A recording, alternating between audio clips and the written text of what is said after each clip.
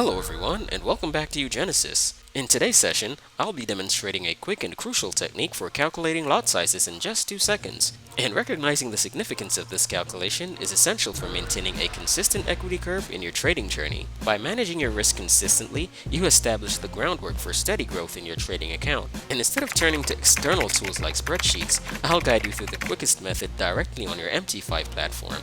And we'll start by integrating our Market Keys Trade Manager to our chart. And you can adjust your stop loss effortlessly. Let's just put this at 20 pips, and let's put the risk at 5%, and hit calculate.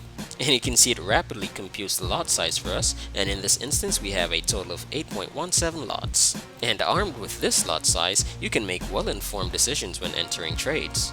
And clicking on sell reveals this graphical representation on the chart, and you'll be able to fine-tune and adjust your stop loss, your target, and also your risk to reward ratio. And in addition to our Execute tab, there is a Manage tab for handling trades, a Stats tab to monitor your trades, and a Secure tab to prevent you from overtrading. And so to get this Market Keys Trade Manager, you can click on the link in the description below. And thank you once again for joining us, and happy trading!